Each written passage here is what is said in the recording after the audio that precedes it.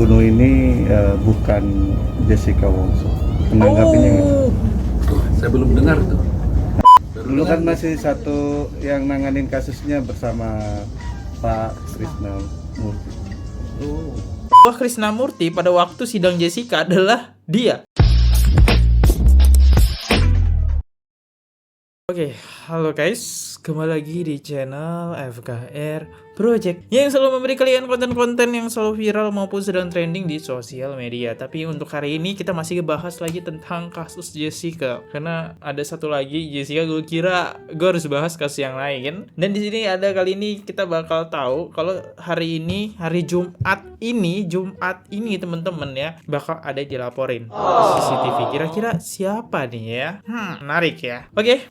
Mari kita bahas di video ini. Sebelum itu, jangan lupa kalian bantu dulu channel ini dengan klik tombol subscribe-nya, like, komen, dan share. Dan aktifin juga tombol loncengnya di bawah ya teman-teman. Kalian juga bisa mendukung channel ini dengan kalian memberikan super thanks di bawah. Nanti di akhir video kita bakal ucapin terima kasih tentang hal-hal yang kalian komen dengan super thanks kalian ya. Oke, langsung aja kita mulai videonya sekarang juga. Let's go!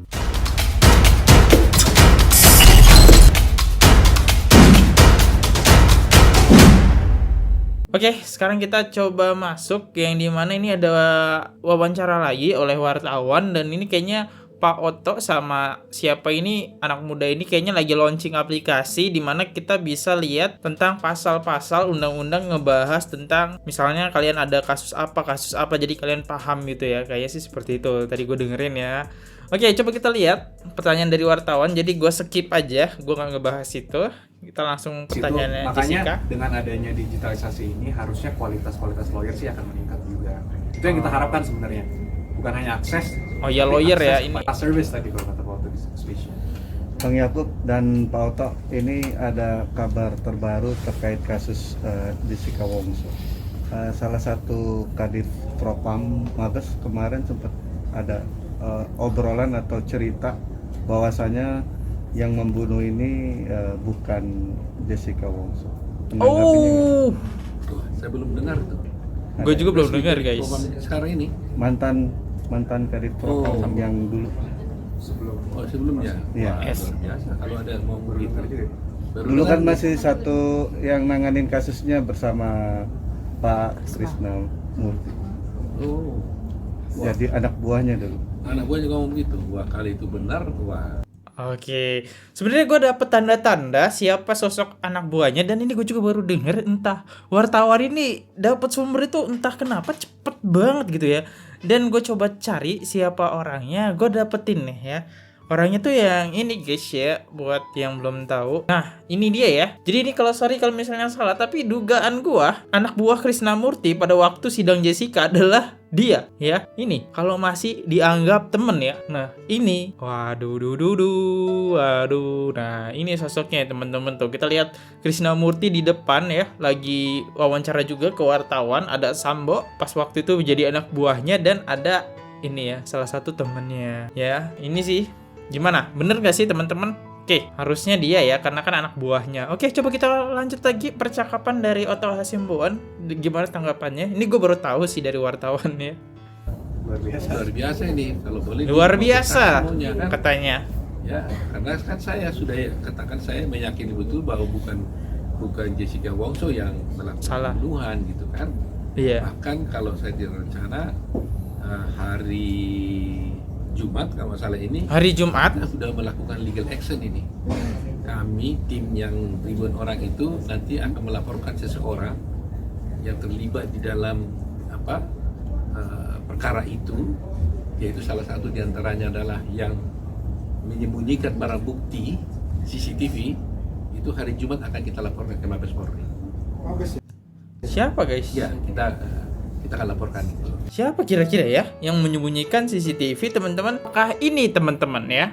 Muhammad Nuh Al-Azhar. Tapi kan kalau Muhammad Nuh Al-Azhar, kita diskusi dulu ya. Kalau misalnya Muhammad Nur Al-Azhar kan yang merekayasa CCTV. Tapi gue belum tahu banget data-data yang kalau emang ada yang menyembunyikan CCTV tersebut. Siapa dong ya? Ini kan yang merekayasa. Coba dong yang tahu siapa? Ini gue udah coba nyari data-datanya. Mungkin masih kurang lama riset karena emang waktu gue terbatas buat konten. Ya, apakah ini ya Muhammad Al-Azhar? Ya emang kalau kita lihat di waktu persidangan, dia Muhammad Al-Azhar ini, dan kalau nggak salah sama temannya, itu nggak dibawa fullnya, cuma yang dibawa potongannya aja. Oke, dan dia juga emang dari Polri ya. Dan itu udah gue bahas sih di konten, jadi nggak perlu dalam banget. Mungkin ini aja sih sebatas ini. Oke, kita coba lanjut lagi ke Pak Otto Hasibuan. Gimana nih lanjutannya? Gue curiganya sih ini. Let's go. Jadi kita akan berangkat kan, seperti saya janjikan, ini kita tidak biarkan kan. Jadi semua orang-orang yang diduga melakukan kejahatan di dalam kasusnya Jessica Wongso itu akan kita laporkan supaya terungkap. Dan dengan terungkap, negeri ini baik, kepolisian juga namanya bagus, ya kan? Itu sebenarnya saya katakan, saya harapkan kalau ini kita laporkan pada polisi seandainya pun ada oknum polisi di dalamnya, tolong jangan diproteksi, nggak usah, tapi harus ditindak. Terlalu mahal harga institusi hanya untuk melindungi 1-2 orang oknum. Mendingan oknumnya ini harus dibersihkan supaya institusi Polri-nya bagus. Jadi nanti kalau mau melapor, itu harapan kami daripada institusi kepolisian. Oknum ya? Ya, sudah ada bukti-buktinya sangat akurat sekali ya.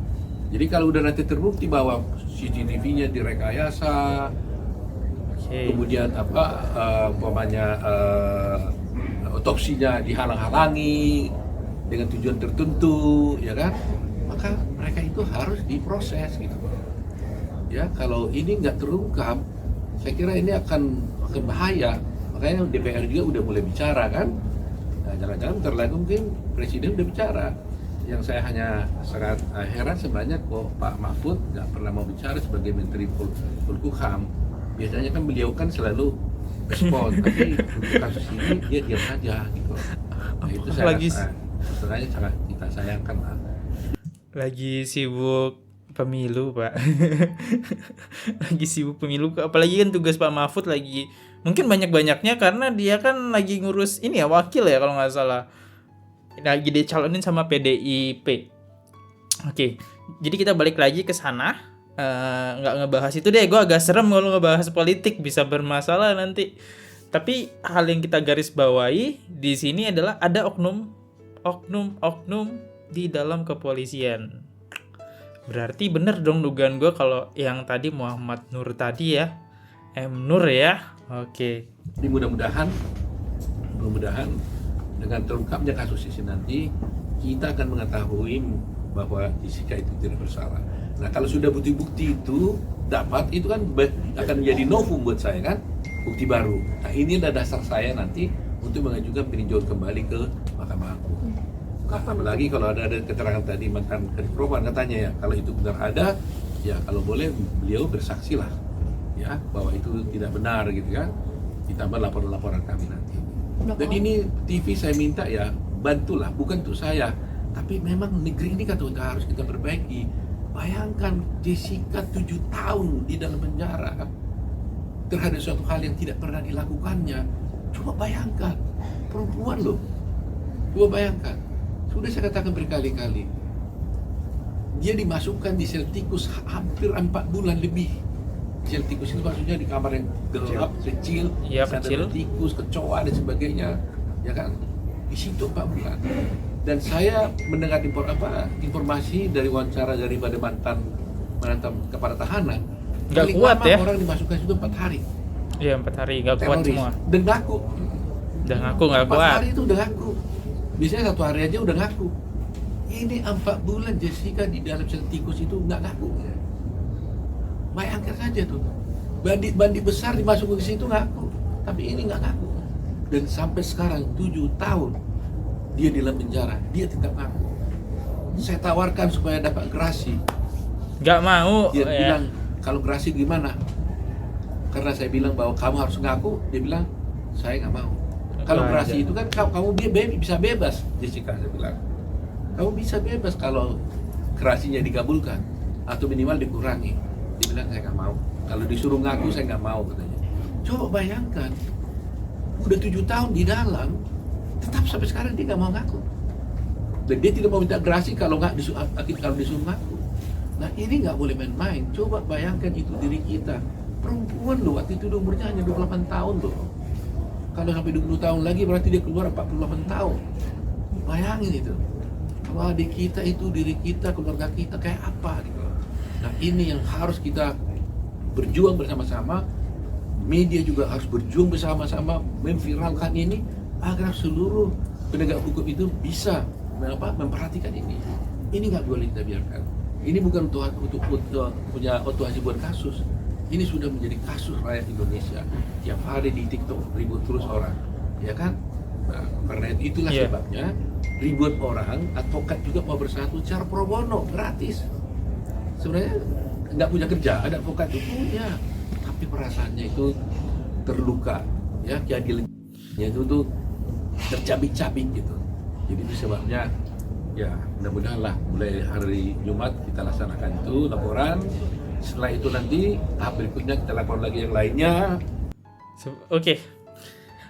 Di sini gue pengen bahas juga deh advokat deh ya. Advokat itu menarik banget. Emang advokat ini banyak banget kerjaan, tapi mereka nyempetin waktu yang dimana buat kumpul bareng, kalau nggak salah doa buat Jessica ya pas waktu itu, nyempetin waktu buat ngedukung Jessica. Mungkin pada banyak yang kejanggalan, masa ya 3.100 orang itu bodoh semua nggak ngedukung Jessica yang jelas-jelas salah, kan nggak mungkin kan. 3.000 masa berapa 3.100 kalau nggak salah ya, data-data 3.100 lebih lah ya. Nah itu masa ya bodoh-bodoh semua, karena mereka pintar dan mereka tahu ada banyak banget kejanggalan pada kasus ini, jadi mereka pada ngebelain. Itu sih yang menarik ya.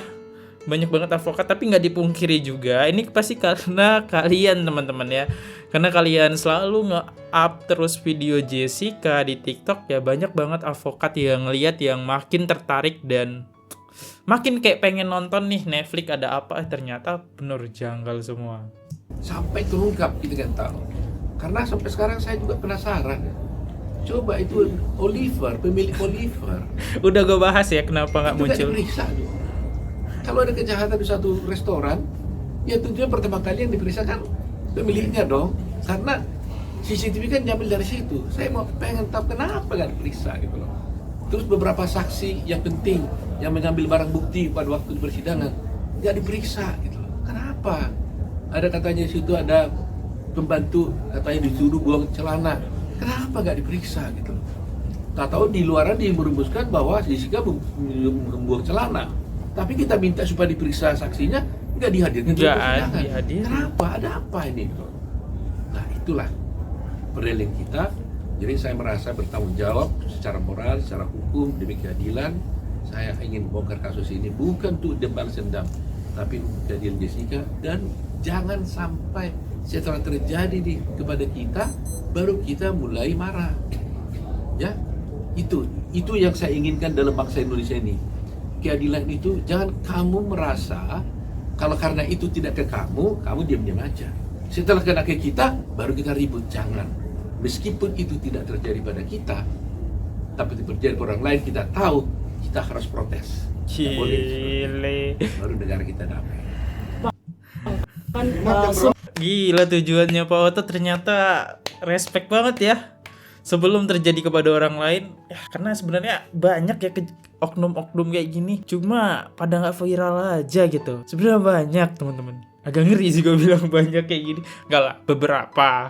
Kalau gue bilang banyak nanti kena juga gak. Dan tujuan Pak Otto baik banget ya. Terus apa lagi yang lanjut? Semenjak ada film Netflix ini kan, semenjak ada film Netflix ini kan kembali terbuka lagi kasus Jessica Mirna ini. Berarti benar dong di Indonesia ini hukumnya no viral no justice. Saya kira iya. Oh ya, ini dibawa ke DPR ya. Saya kira no viral no justice. Sudah viral pun belum tujuan no justice juga sekarang. Kalau dulu kan no viral no justice. Jadi harus viral baru ada justice. Sekarang sudah viral pun justice juga belum tentu apa juga. Tidak sama dengan justice. Tidak sama dengan justice juga. Lebih berat lagi sekarang. Kalau dulu kan kalau viral baru diusut. Sekarang viral pun enggak diusut juga sekarang.